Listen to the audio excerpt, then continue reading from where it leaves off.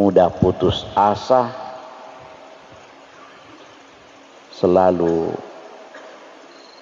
bersyukur kepada Allah Subhanahu wa ta'ala. Beliau pernah bersabda, man asbaha minkum, siapa di antara kalian berada di waktu subuh, ya, di waktu pagi-pagi, mu'afan fi jasadi, merasakan sehat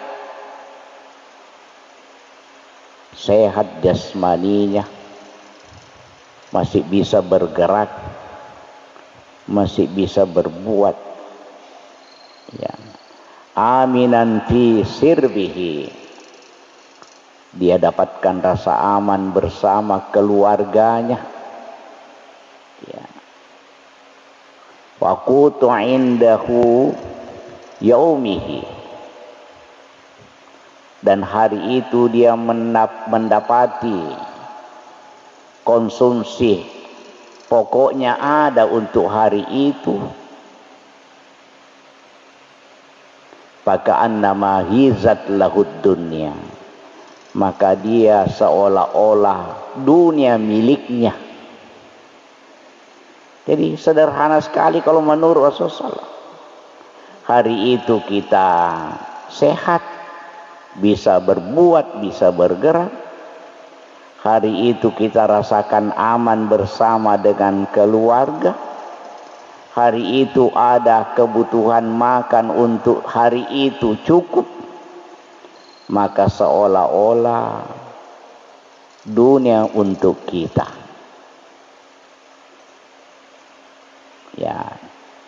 Jadi kalau dipikir, tidak ada orang yang tidak bersyukur sebenarnya. Apalagi macam kita. Ya. Bukan hari ini saja makanan kita, mungkin sampai tahun depan. Ya. Jadi perbanyaklah bersyukur kepada Allah Subhanahu wa ta'ala. Banyak juga diantaranya orang mukmin itu salah sangka. Dia sangka kalau bagus ibadahnya tidak menderita nih. Kalau bagus agamanya tidak sakit-sakit nih. Ya. Kalau dia beriman jauh daripada cobaan. Tidak ada begitu. Bahkan kata Rasulullah, orang yang paling tinggi balanya adalah yang paling bagus imannya. Yang paling tinggi cobaannya yang bagus takwanya kepada Allah Subhanahu wa ta'ala. Sehingga Allah bertanya kepada orang yang bersangka seperti itu. Ahasiban nasu ayyutraku ayyakulu amanna fahum la yuftanun. Apakah kamu menyangka kau dibiarkan enak saja berkata saya beriman tanpa diuji orang? Sebelum kita ini para nabi-nabi, para rasul diuji. Ada yang dibakar, ada yang dibunuh, ada yang digergaji, ya. Belum lagi yang diusir, diejek, dihina. Itu konsekuensi iman. Jadi bersyukurlah, alhamdulillah. Kita termasuk orang yang dipilih oleh Allah beriman. Kita termasuk dipilih oleh Allah mencintai Rasulullah. Itu pilihan. Ada orang yang sezaman dengan Rasul tidak beriman kepada Rasulullah. Kita alhamdulillah tidak pernah berjumpa dengan Rasulullah. Diberi taufik hidayah oleh Allah Subhanahu wa ta'ala. Ya. Inilah yang harus kita syukuri. Ya. Kehidupan dunia ini memang ujian. Ya, tempatnya diuji di sini. Ya. Jangan sampai salah sangka kalau bagus mi salatnya, jauh mi ujian, enak-enak miau tidak. Tetap kita diuji oleh Allah Subhanahu wa taala. Semakin tinggi iman kita, semakin tinggi ujiannya. Karena Rasulullah bersabda, inna a'zamal jaza ma'izamil bala. Wa inna Allah idza ahabba qauman ibtalahum. Faman radiya falahur ridha. Wa man sakhita falahu sakhata. Ya. Kata Rasulullah SAW, sungguh-sungguhlah mencari pahala. Nah, karena pahala berbanding lurus dengan bala. Balanya tinggi, pahalanya juga tinggi. Ujiannya berat, pahalanya juga berat. Ya. Karena jika Allah mencintai seseorang, satu kaum, ibtalahum, maka dia akan diuji. Ya. Paman radhiya, kalau dia redha dengan ujian itu, falahur ridha. Falahur ridha, maka dia akan mendapatkan keridhaan. Kalau dia jengkel dengan ujian itu, maka seperti itu juga dia dapatkan. Ya. Kau datang. Makanya para sahabat kalau lama tidak ada ujiannya bertanya-tanya, jangan-jangan Allah tinggalkan saya ini, jangan-jangan Allah membelakangi saya, tidak pernah menyapa lagi. Jadi sahabat itu menganggap kalau diuji disapa oleh Allah Subhanahu wa taala. Ingin Allah mendengarkan keluhan kita kepadanya, bukan kepada orang kita mengeluh. Jadi Allah itu senang kalau hambanya menengadahkan tangan, mengeluarkan air mata, mengadu kepadanya. Tapi Allah cemburu kalau hamba itu mengadu kepada makhluknya Allah Subhanahu wa ta'ala. Allah cemburu. Barangkali lebih napatuang ini orang daripada saya ini.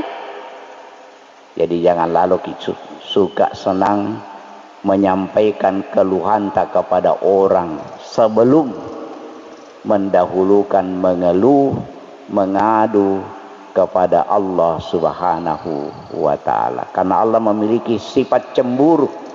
Kata ulama, salah satu cemburunya Allah, kalau ada hambanya Allah lebih suka mengadu kepada makhluknya Allah daripada kepada Allah Subhanahu wa ta'ala. Ya. Allah sudah mengingatkan dalam Al-Quran bahwa banyak hambanya mengaku beriman tapi beribadah dalam keadaan di tepi-tepi jurang seperti itu. Wa minan nasi may ya'budullaha ala harfi. Ya, sebahagian besar manusia menyembah kepada Allah ala harfin, berada di pinggir-pinggir. Fa in asabahu khairan, jika dia masih mendapatkan hal-hal yang baik, yang menyenangkan, itma'an nabi, dia tenang, istiqamah, beribadah kepada Allah. Wa in asabahu fitnah, tapi kalau dia ditimpa dengan fitnah, ujian, inqalaba ala wajhi, maka berubahlah pendiriannya, berubahlah sikapnya. Ya, maka risikonya adalah khasirat dunya wal akhirah. Ya, maka rugilah dia di dunia dan di akhirat. Zalika huwal khusranul mubin. Yang demikian ini adalah kerugian yang nyata. Jadi dua kerugiannya. Rugi di dunia karena belum tentu juga cepat dia dapatkan apa yang dia inginkan, tapi Allah sudah marah kepadanya. Jadi rugi dunia, rugi di akhirat. Ya. Kalau kita diuji lantas berhenti kita beribadah sebagaimana biasanya, langsungkah ada yang kita inginkan itu? Oh, belum tentu. Belum tentu. Maka nasihatnya adalah yang pertama yaitu la tahzanu ala ma fatakum. Kalau kita diuji, jangan sedih sesuatu yang luput yang kita tidak dapatkan. Karena boleh jadi Allah ya menyimpankan yang lebih baik daripada yang kita inginkan. Selalu kita berprinsip begitu. Kalau kita belum dapat ini, hikmahnya kemungkinan Allah simpankan yang lebih bagus pada waktu yang lebih bagus dengan kadar jumlah yang lebih bagus daripada yang saya inginkan. Karena Allah lebih tahu tentang diri kita, lebih tahu tentang kebutuhan kita, lebih tahu tentang apa yang cocok untuk kita dibanding diri kita sendiri. Allahu ya'lamu wa antum la ta'lamun. Allah lebih tahu, engkau tidak tahu. Ya, ayat lain mengatakan boleh jadi yang kamu anggap baik itu tidak baik bagimu, dan boleh jadi yang kamu tidak anggap baik itu baik bagimu. Allah lebih tahu dan engkau tidak tahu. Maka kita lebih yakin kalau Allah pilihkan. Ya. Dan Allah sudah ingatkan, ma asaba min musibatin fil ardi wala fi anfusikum illa fi kitabim min qabli nabra'aha. Innallaha ala Allahi inna dzalika 'alallahi yasir. Ya. Tidak ada musibah yang terjadi baik di langit maupun di bumi. Ya. Wa fi anfusikum, demikian juga dalam diri-diri kalian, kecuali Allah sudah tulis, sudah tetapkan jauh-jauh sebelumnya, ya, di Lauhul Mahfuz. Ya, yang demikian itu sangat mudah bagi Allah Subhanahu wa taala. Sehingga yang lain mengatakan likaila ta'sau ala ma fatakum wala tafrahu bima atakum. Ya. Wallahu la yuhibbu kulla mukhtalin fakhur. Ya. Agar tidak ada kalian di antara kalian bersedih apa yang luput, dan tidak ada yang terlalu gembira berlebihan apa yang dia dapatkan. Jadi kalau luput,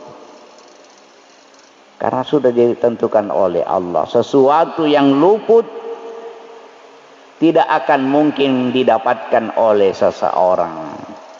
Dan setiap yang sudah dijatakan oleh Allah untuknya, tidak ada juga yang sanggup menghalanginya.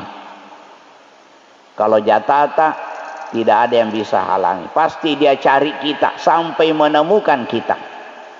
Ya, begitu prinsipnya itu. Kota wata pasti nasapaki. Tanai di bawah sapai. Tawata metos sapaki runtuk ilalena sampai natemukan. Tapi kotanya tawata mau mak balik cuangi sapai deto taruntuk. Makanya likaila ta'sau ala ma fatakum, jangan terlalu sedih apa yang luput darimu, wala tafrahu, jangan juga berlebih-lebihan bergembira bima atakum, jika kamu dapatkan sudah sesuai itu keinginan kehendak Allah Subhanahu wa taala. Ya. Dan Rasul sudah mengingatkan wa ta'lama annama asabaka lam yakun liyukhti'ak wa annama akhta'aka lam yakun liyusibaka. Ya. Hendaklah engkau tahu bahwa sesuatu yang telah ditakdirkan oleh Allah untukmu, ya, pasti tidak akan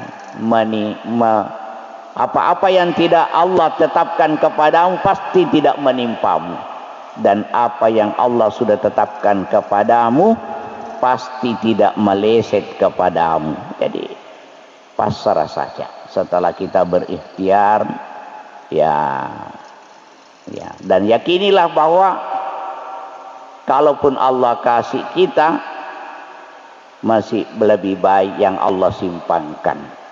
Ma indakum yang fadu wa ma indallahi baq.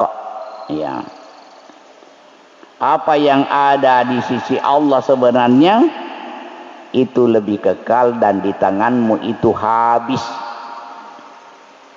Ya.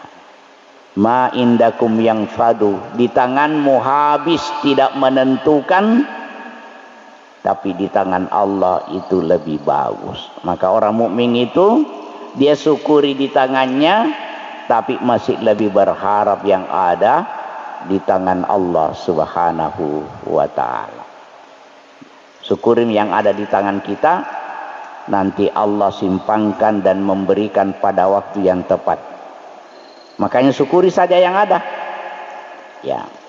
La in syakartum la azidannakum, jika kamu syukuri yang ada, Allah siapkan akan berikan pada waktunya yang lebih bagus, akan Allah beri tambahan. Ya, maka jangan kita lalu merasa kurang yang ada di tangan tak. Syukuri dulu itu. Saya sering ditempati curhat oleh ibu-ibu. Ustaz, ini bapaknya bagus ibadahnya, tapi sedikit palolongan nakik. Jangan begitu. Alhamdulillah kalau makasing ibadah sempajan usah luar biasa. Palolongan nami kurang. Kakak boleh jadi komega palolongan na tanyana ku bana puji. Maga nih. Komega ni duit na tanyana di bana puji. Melo mo paki. Syukuri itu. Syukuri itu. Ya. Kadang belum tentu kalau banyak uangnya tinggal di rumah. Mungkin banyak nak kunjungi. Alhamdulillah. Syukuri itu. Ya. Banyak tuh ibu-ibu. Ya. Padahal ini ibu-ibu kalau dia syukuri pemberian suaminya itu ibadah. Ini bersyukur adalah amalan batin yang tinggi nilainya di hadapan Allah Subhanahu wa ta'ala. Ini amalan batin, Pak, syukur. Ya, bersyukur kepada Allah Subhanahu wa ta'ala. Ya, makanya orang yang bersyukur itu janjinya Allah luar biasa. La in syakartum la azidannakum. Saya akan tambahkan. Diberi tambahan bonus, yaitu bahagia. Orang yang bersyukur itu bahagia. Dan kata peneliti, orang yang bahagia itu karena bersyukur, itu bisa, ya, dalam tubuh kita ini ada namanya hormon endorfin namanya. Hormon endorfin yang diproduksi oleh kelenjar kita yang dibawa otak kita, kata peneliti. Kalau orang bahagia, keluar itu hormon endorfinnya mengalir dalam tubuhnya, itulah yang semakin membahagiakan dia. Ini hormon endorfin, dia lebih kuat 200 kali lipat dibanding dengan morfin yang sering dikonsumsi anak muda, orang yang mau tenang itu, ya, orang yang putus asa, ya, yang semacam narkoba yang bikin tenang otaknya. Ini hormon endorfin 200 kali lipat hebatnya dibanding dengan morfin yang dibikin orang yang dijual itu, yang menjadikan orang pecandu, ya, sekau kalau dia tidak minum. Ya, ini hormon endorfin itu mengalir, berproduksi kalau orang bahagia. Nah, orang bahagia itu bersyukur. Nah, kalau kita bersyukur, Ya, itu luar biasa, itu mendatangkan kebahagiaan. Itulah yang akan mengalirkan dalam tubuh kita kesenangan. Itulah yang mengalirkan tubuh kita itu energik, bersemangat bekerja, tenang. Itu jangan dicari obat lain. Ada obat dalam tubuh kita ini, ya bisa keluar. Di antara caranya yang paling tepat adalah bersyukur kepada Allah Subhanahu wa ta'ala. Makanya kita zikir-zikir kita itu zikir pagi dan petang. Alhamdulillahilladzi, ya, ada.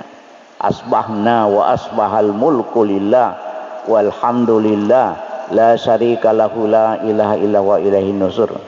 Ya, asbahna ala fitratil Islam wa kalimatil ikhlas wa ala kalimatil ikhlas wa ala dini nabina Muhammadin sallallahu alaihi wasallam wa ala millati abina Ibrahim hanifa wa ma kana minal musyrikin. Itu kalimat-kalimat zikir dalam bentuk bersyukur kepada Allah Subhanahu wa taala. Subhanallah wa bihamdihi adada khalqihi wa ridha nafsihi wa zinata arsihi wa midada kalimati.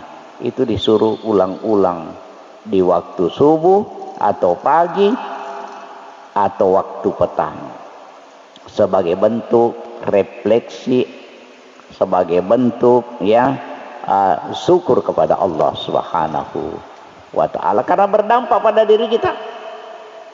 Itulah nasihatnya Luqman, ya. Luqman disampaikan, ya, berikan hikmah kepada Luqman, anishkurullah lillah fa in yaskuru fa innama yaskuru li nafsi fa innama yaskuru ya fa innama yaskuru li nafsi. Ya, siapa yang bersyukur fa innama yaskuru li nafsi, sesungguhnya syukurnya li nafsi, untuk diri. Ada yang menerjemahkan lebih jauh, ya, akan bersyukur secara mempengaruhi psikologisnya, li nafsi, mempengaruhi jiwanya. Maka orang yang selalu alhamdulillah, tenang itu, bahagia, tidak mudah goncang, tidak mudah panik. Orang yang selalu alhamdulillah, alhamdulillah. Minimal kita ba'da salat membaca 33 kali alhamdulillah, alhamdulillah, alhamdulillah, ya. Alhamdulillah, sambil merenungkan betapa banyaknya nikmat Allah kepada kita, karena semua nikmat dari Allah. Ini juga cara bersyukur, kata ulama, harus meyakini bahwa itu semua dari Allah, ya. Fama min nikmatin faminallah, sampai menghilangkan sebab-sebab yang kita bilang karena begini kak dapat. Tidak, sebab-sebab kita usahakan, tapi itu juga sebab kita lakukan karena izin Allah. Jadi jangan menyandarkan kepada sebab-sebab, karena ada tonji orang yang lakukan seperti itu belum tentu dikasih oleh Allah. Jadi kita tetap melakukan sebab, tapi jangan menyandarkan nikmat datang itu karena sebab-sebabnya, karena Allah Subhanahu wa ta'ala, ya. Yang dibilang DC nama pakoka nama pakoi de kata tomat jamai, tapi dia ni jadi laku kat bawah nih, kalau Allah kasih alhamdulillah, bukan karena sebabnya, karena Allah yang bikin kita melakukan sebab dan Allah mengizinkan untuk kita dapat. Nah, ini juga perlu dipahami. Saya kira sudah dibahas sama guru kita tentang masalah tasawuf itu. Jangan menyandarkan amalanmu, karena amalanmu juga itu terjadi karena hanya dengan izin Allah Subhanahu wa ta'ala. Perbanyaklah bersyukur, ya. Jadi itu yang pertama, ya. Jangan sedih sesuatu yang luput, yang kita tidak dapatkan. Ada masanya Allah pilihkan lebih bagus, lebih baik, lebih banyak, ya. Pasti. Saya sudah pernah sampaikan kisahnya, sebelum saya tutup diulang lagi. Ya, ada seorang raja memiliki asisten, memiliki pendamping. dan selalu dimintai nasihat oleh raja. Ya, sedikit-sedikit raja minta nasihat. Apa nasihatnya? Dan selalu dia ucapkan, ya, khiyarullah, khiyarul khair. Pilihan Allah raja pasti pilihan terbaik. Wah, raja terima. Tapi suatu ketika raja ini kena musibah. Dalam kisah itu, tangan kelingkingnya dijepit pintu dan putus. Datang minta nasihat. Apa nasihatmu? Itulah yang tadi. Khiyarullah, pilihan Allah. Khiyarul khair, pasti pilihan baik. Woi, mare. Nalia mi tangan tak putus. Itu saya nak kasih tahu kami. Mare. Maka asisten ini dipenjara. Dia bubu ada nasab nasihat ni tani mah mau pergi jeri ya mau perona pakuli. Ya. Bilang asistennya apa balik kalau bukan itu pasti ada hikmahnya itu. Ya. Pilihan Allah pasti pilihan terbaik. Penjara. Suatu ketika ini raja hobinya berburu. Rata-rata itu biasa raja begitu, ya. Napoji tamala emal lelung, masapa binatang, rusa dan sebagainya. Maka dia kerahkan pasukan-pasukannya untuk sama-sama masuk hutan cari rusa, berburu binatang. Oh, ternyata kesasar, ketemu dengan suku kanibal, suku yang pemakan manusia, ya, dan penyembah berhala. Maka ditangkap satu-satu. Dan di sana ada kebiasaan, sebelum dia sembeli itu orang yang dia dapat, dia persembahkan dulu. Nanti sebelum dia makan, dia persembahkan ke berhalanya. Oh, dia periksa. Wah, dia persembahkan. Tiba giliran raja, diperiksa. Oh, ada cacatnya. Nah, ini perhatikan ya. Orang penyembah berhala saja tidak mau persembahkan kalau ada cacatnya. Ya, ini bukan Allah.